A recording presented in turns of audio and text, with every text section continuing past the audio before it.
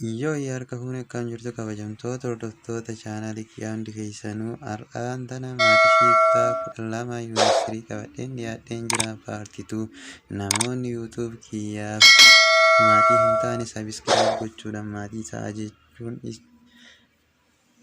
affeerraa kiyya. Inni itti aanu immoo asirraa namoonni maatii taatan sabiskiraayib warri gootanii maatii taatan namoota birootiif sheer gochuu hin irraanfatinaa, laayik gochuu hin irraanfatinaa isiniin jedha. Har'aan wanti ilaallu exersaayisii hedduu waliin ilaalla jechuudha. Exersaayisiin baay'ee xiqqishuusii koompileksii ta'an jedheetiin yaadu exersaayisii san irratti xiyyeeffadha baay'inaan. Haa ilaallu differentiable jechuun differentiable on interval jechuun intervaala tokko irratti wanti tokko differentiable jechuun liimiin bitaa fi mirgaa walqixa ta'uu isaati. Liimiin bitaa fi mirgaa walqixa ta'uu both is exist jennaan liimiin bitaa fi mirgaa yoo walqixa ta'e exist jennaan. Unless otherwise liimiin bitaa fi mirgaa yoo walqixa hin ta'in differentiable hin jennuun jechaadha. Wantichi sun hin dalagamu jechaadha. Asirraa ilaaluu dandeettan. Fakkeenya kanaaf fakkeenya 17 sanirraa f of x jenneetiin kan ilaallu fakkeenyicha sanirraa kunoo from the right akkana ta'a jechaadha. From the right waan ta'e yoo ta'u leaving from the right removing from the left immoo minus waan ta'e. So does not exist, therefore function is not differentiable at what? At 3. There is another interval which to satisfy the differentiable. For example akkuma gadirraa argaa jirtan kun satisfy kan gochuu danda'u keessarraa sadiin qabatee gara mirgaatti gara bitaatti fi sadii qabatee gara bitaatti jechaadha. Haala kanaan intervaala kanaa irratti maal ta'a? Liimiin kun differentiable ta'a at 3 differentiable hin ta'u jechuudha. Sarii irratti differentiable hin ta'u jetteetini jala murteetiin ilaalta jechaadha. Isa asii kana immoo hogguu ilaallu isa kanarratti hogguu ilaallu differentiable ta'uu fi ta'uu dhabuu isaa akkamitti beekna kan jedhu kaameraadhaan salphaadhaan isin argisiisa. Na duukaa bu'aa isiniin jedha. Example 18 which say f of x is equal to under radical what? 1 minus x square. So we have to find limit of both sides. We must have derivative of f of x f of x 1 over 2 under radical 1 minus x square. Then isa keessaa kana jechaadha 1 minus x square derivative again by chain rules. So f of x derivative of f of x 1 over 2 under radical 1 minus x square 1 derivative 0 minus x square 2x derivative of x square 2x over is 4 whole. So f derivative of x is equal to minus 2x over 2 under radical 1 minus x square. 2 cancel by 2. So minus x over under radical 1 minus x square. To find this interval we say x 1 minus x square greater than 0, greater or equal, not greater or equal, not greater or equal, because it is a denominator not be 0. If denominator 0 it is not undefined, it is undefined. So akka denominator in kenna 0 in taaneef greater qofa jennaan. So 1 greater or equal x square, not equal, greater of x square. So x square less than what? 1. So x less than under radical 1, x less than what? 1 x minus 1 x less than 1. So what we say conclusion, x is between what? Between minus 1 and 1. So we can see 1 fi minus 1 irratti duwwaa differentiable ni ta'a. Sanii ol tarraan immoo ta'uu hin danda'u jechaadha. Haala kanaan isa kana dhufa jechaadha. Sababa kanaaf isa kana dhufuu danda'ee jennaan. Okay, clear? Koosii ilaaluu dandeessan jechuu asirraa. Inni biroo immoo kanin ilaallu exercise 3.4 question number 3 1 over x. Find the what? Interval which differentiable on interval differentiable in irratti ta'u in ilaalla jechaadha. Isa kana ilaaluuf jalqaba derivate gochuu qabna. Derivate of f of x kana jechuun 1 derivate x minus 1 x derivate over what? X square. Isa kana kun 0 ta'a minus 1 ta'a jechaadha over x square. Asirraa amma derivatiin kun differentiable bakkeen itti ta'uu danda'u x square greater than 0 jennee ka'uu qabna.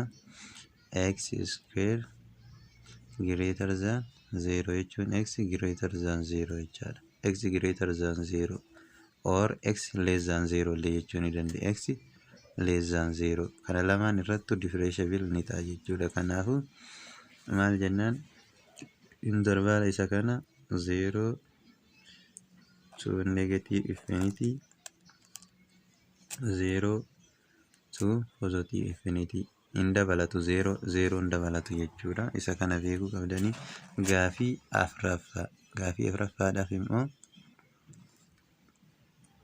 maal jedhaa? Gaafiin afuraffaan f of x is equal to under radical x minus 2. Isa kana hojuudhaaf jalqaba isa kana maal gochuu qabna?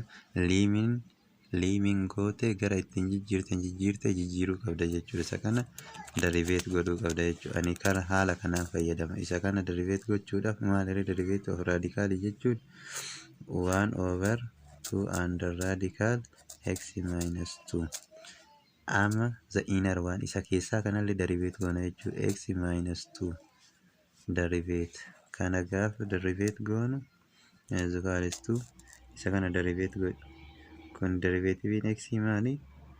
1 dha. Derivative isa kana 0 dha. Kanaafu x minus 0 jechaadha. 1 minus 0 jechuun hiikan qabu. Kanaafu 2 under radical x minus 2 achi jalatti jechaadha. Isa kana derivative isa. So amma asirraa maal hubanna? Isa keessaa kun intervala kam keessatti differentiable ta'a? X minus 2 greater than 0 jenneetiniin kana x greater than 2 x in kenna maal ta'uu qabare? Greater than 2 what? Positive infinity maal ta'a jenna? Inni kun differentiable ta'a jechuudha. Differentiable on this isa kanarratti differentiable ta'a jechaadha. Argaa jirtanii yoo kaameraa isin jalaa soorse kunoo isa kana akkuma argaa jirtan x minus 2 greater than 0 jennee kana yogguu isa kana greater than 0 jennuun x greater than 2 ta'a. 2 open interval dha. Kunis open interval to positive infinity jenneetiniin lafa kenna jechuudha. Gaafii itti aanu gaafii shanaffaa. Exercise kana keessaa gaafii shanaffaa. Gaafii shanaffaan akkamitti hojjetama kan jettaniif okay, asirraa wanti hubatuu qabdu gaafii shanaffaa hojjechuudhaaf maal ta'a? fiddeetiniin f of x is equals to under radical 9 minus x square. Isa kana derivative godhi 1 over 2 under radical 9 minus 4x square. 9 minus 4x square derivative. Gaaf kana isa kana derivative goonu 1 inni kun direct isa gubbaa wajjin nu ta'a jechuudha. 1 over 2 under radical 9 minus 4x square. Isa kana 9 derivative yoo goonu 0 dha. Kun immoo 8x square ta'a jechaadha. 8x ta'a jechaadha. 8x square inni baddii mire.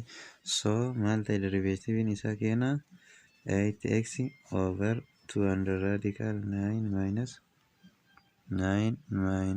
4x square under radical hundaafuu deemti.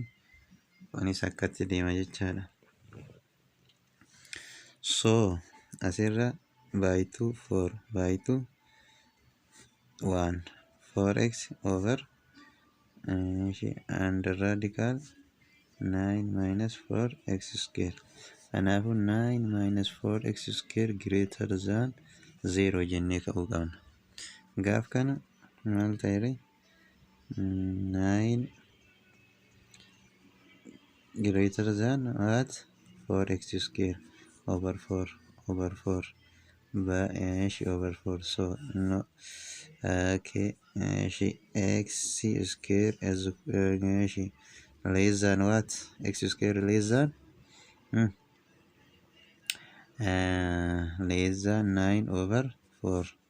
X square under radical 9 over 4 jennani. So x less than what? X less than 3 plus or minus 3 over 2 ta'a jechaadha. 3 over 2 ta'a plus or minus 3 over 2 ta'a. Interval keenya maal ta'a jechaadha. Less than isa kana ta'a jechaadha interval keenya. So as you see x less than plus or minus 3 over 2 ta'e jechaadha. Interval keenya haaluma duraa saniin kaa'uu dandeenya. Plus x is less than plus or minus 3 over 2. 3 over 2 minus 3 over 2 comma 3 over 2. Gidduu kana lamaanitti dhugooma jechuudha. Sababni inni gidduu kana lamaanitti dhugoomuuf maal jennee ilaallarraa asii dhufneetiin as bira haa ilaallu. Asirratti fakkeenyaaf 3 over 2 dhaa ol osoo kan galchinu taate isas kan galchinu taate 0 ta'a. 0 undefined isa godha. 3 over 2 ka galchinu taate 3 over 2 dhaa ol ka galchinu taate 2 osoo galchine 2 square jechuun 4 dha. 4 times 4 in 69 minus 16 minus 5 ta'a. Minus 5 in immoo radical keessaa hin bahu waan ta'eef undefined waan ta'eef hin ta'u jechuudha. Kanaafuu gidduu kana lamaan jira jechaadha. Gidduu 3 minus 3 over 2 fi 3 over 2 gidduu kana jira. Gidduu vaaliyoon gidduu kana maal ta'e interval inni kun differentiable itti ta'u jechaadha. So our final answer is this. Inni biroo immoo asumarraa akka ilaalaa jirru derivatiiviin akkamitti akka hojjetamudha. Derivative of poweridha. Derivative of x haala kanaan derivative of x jechuun x poweriin isaa takka hir'isuu takka maal ta'e 0 dha. Kanaafuu x is the power of 0 maal ta'e 1 dha. Lakkoofsi poweriin isaa 0 ta'e kamiyyuu 1 dha.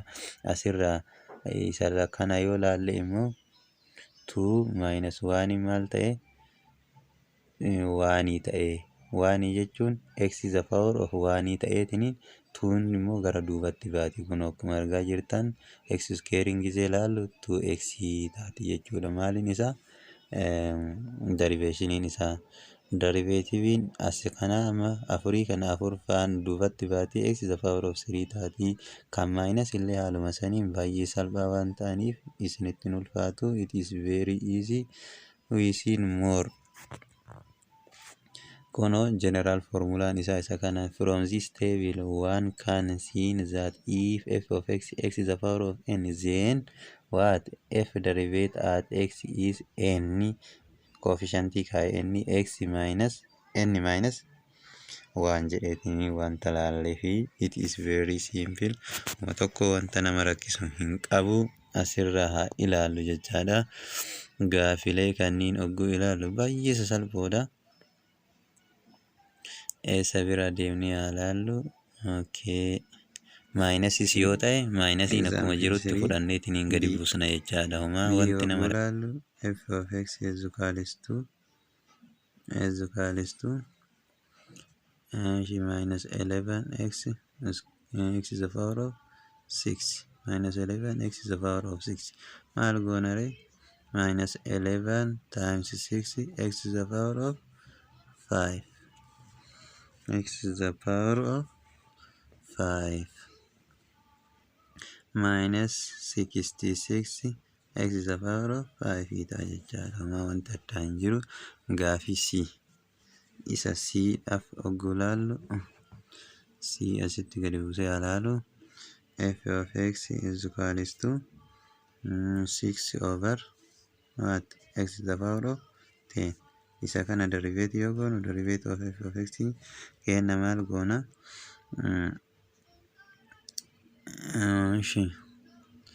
isi kana argarasiif baasna jechaadha. X is the power of what 10 dha.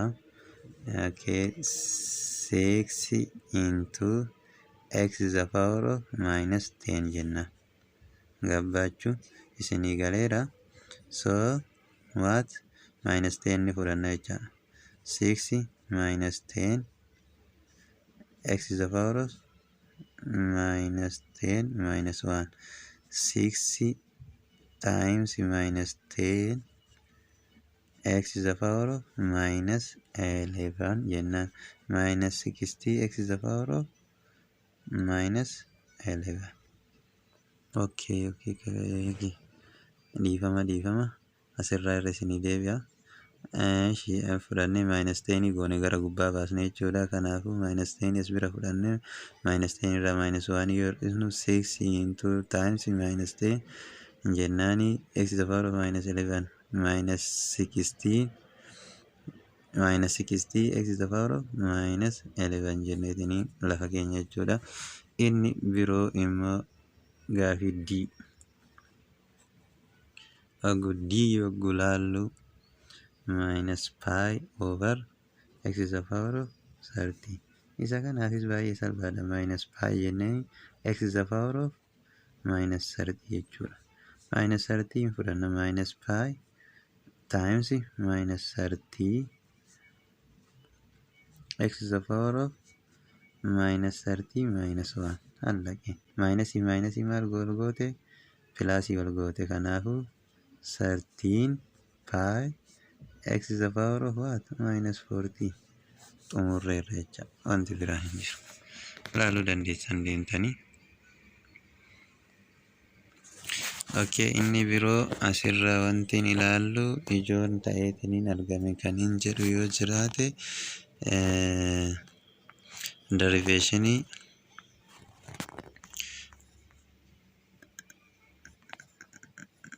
okay asirraa kan hin ilaallu mee isaa kanniin haa ilaallu. Isa olii keessatti isa gaditti hafe kana exercise 4 keessaa gaafii dheedhuma haa ilaallu. Example 4 a gaafii eedhaaf x is the power of 1 over 2. X is the power of 1 over 2 jechuun 1 over 2 gaaf derivative goon derivationiin isaa 1 over 2 x 1 over 2 minus 1. Kana gaafa minus 1 over 2 asii hin fudhanna 1 over 2 x jennaani 2 koomanii fudhadhu asitti 1 minus 2 maal ta'e minus 1 over 2 ta'e jechaadha. Minus 1 over 2 ta'e.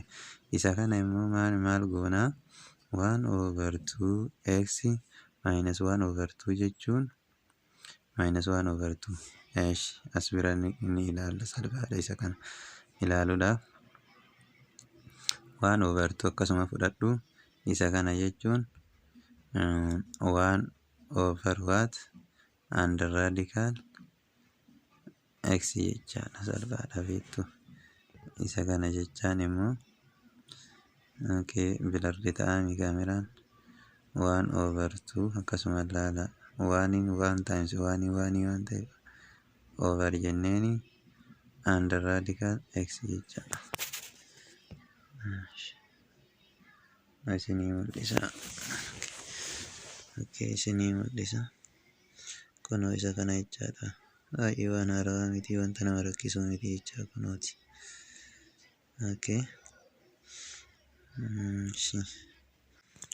Akkuma kaameraa irraa argaa jirtan kana jechaadha. Yeroo tokko tokko kaameraan bilardiin harkaa godhaa dhiifama. 1 over 2 yookiin immoo 1 jennee under radical x and 2 under radical x jennaan jechaadha. Kanaafuu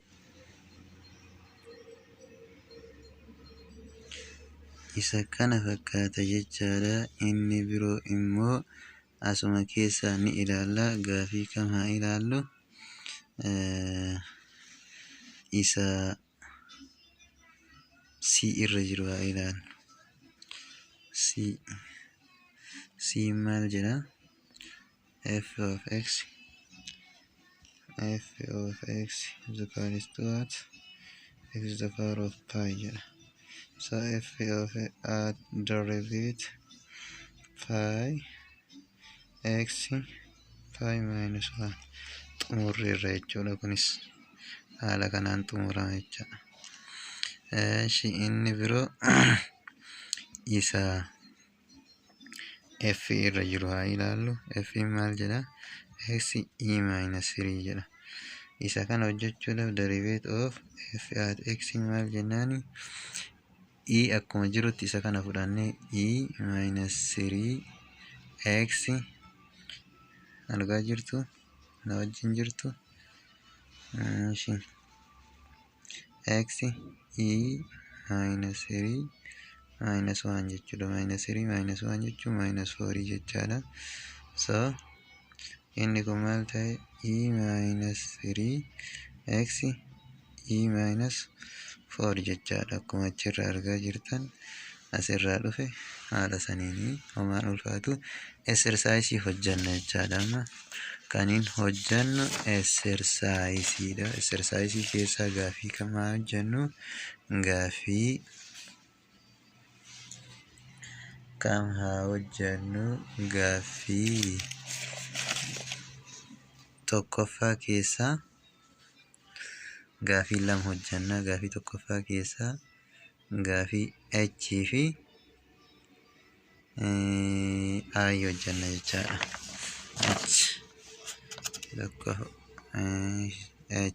H maal jedha? X is the power of 3 under radical x.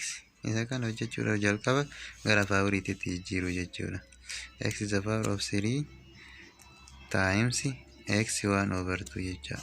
Kanaafuu yoo beeziin isaa wal fakkaate maal goonaa jenna? Seera herreegaa keessatti beezii fudhannee paawurii walii edaana. Beezii fudhannee paawuriin 3 plus what? 1 over 2. 2 denominator'idha. 2 fudhannaa. Isa kana as jala takka jira. Tokko 2dha. 2 times 2 6dha. 6 plus 1 ta'a. Hin beektan kanammoo isinitti hima jechuudha. X the power of 7 over 2 ta'a jechaadha. Kun maaliin isaa? Paawuriin isaa f of x himatu akkas ta'a jechuudha. F derivative keenya maal ta'a jechuudha? Kaameraan bilardi isin jalaa godhaara. Guyyaa har'aa dhiifamaa barnaataa jechuudha. So akkuma argaa jirtan jechuudha gara oliitirraa x'n haala kanaan maal goona? Gaaf kana derivative gaaf goonu 7 over 2 gadi buuti. X is the power of 7 over 2 minus 1dha. Gaaf kana maal ta'a? Hin fudhanna akkuma duraatitti jechuudha. 7 over 2 x jenneeni hawaaxaan isaanii minus 1 gaafa jennuun hawaaxaa isaanii ni fudhanna 7/2 x to the power of 5/2 ta'a jechaadha.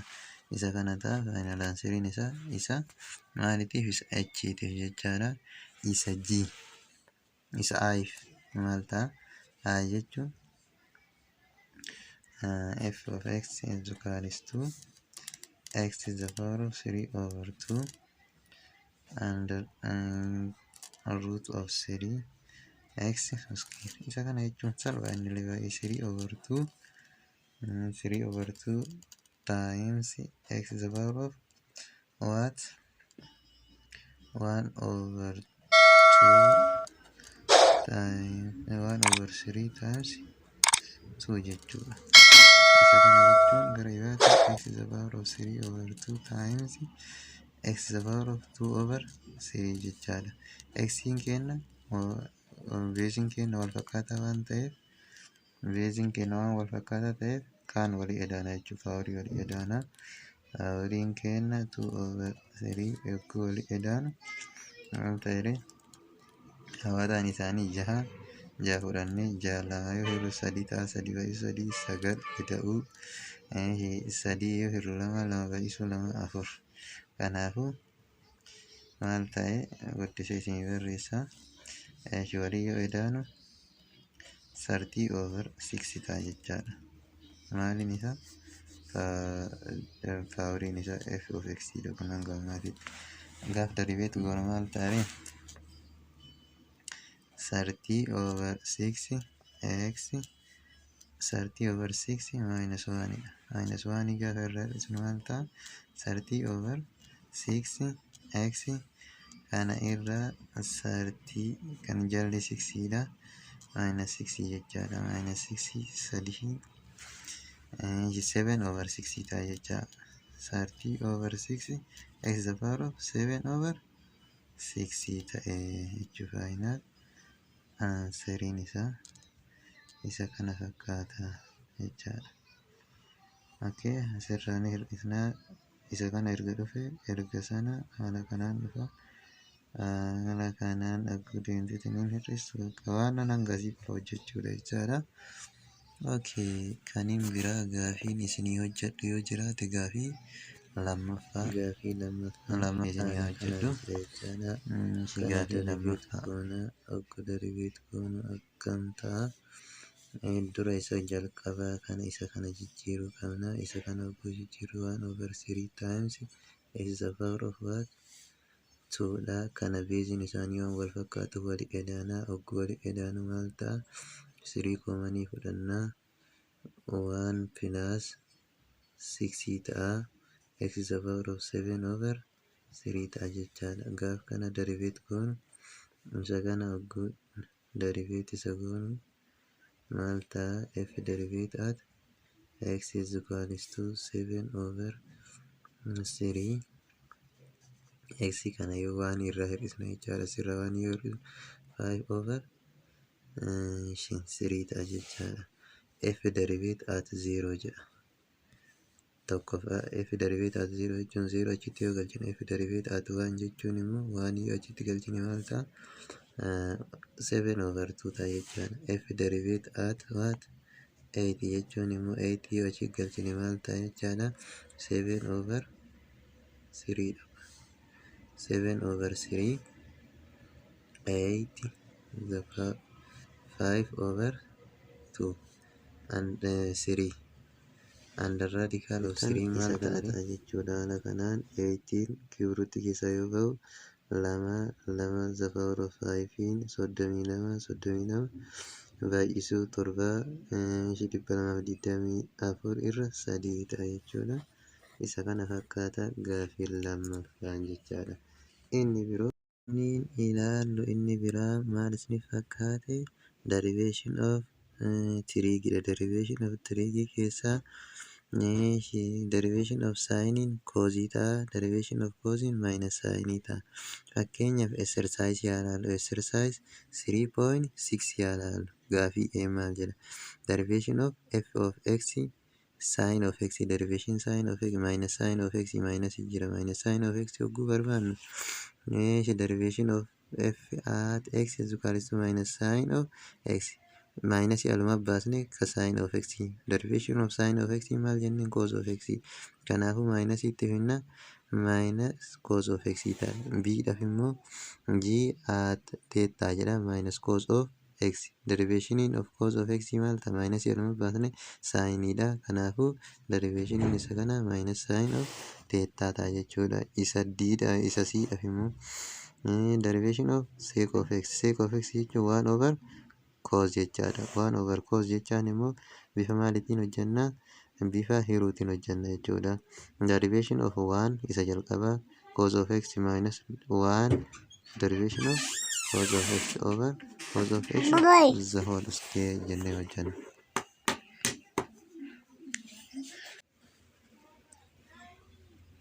Akkuma asirraa argaa jirtan derivative waaniin suni isa kanan kuni kanani balleessaa maal ta'a?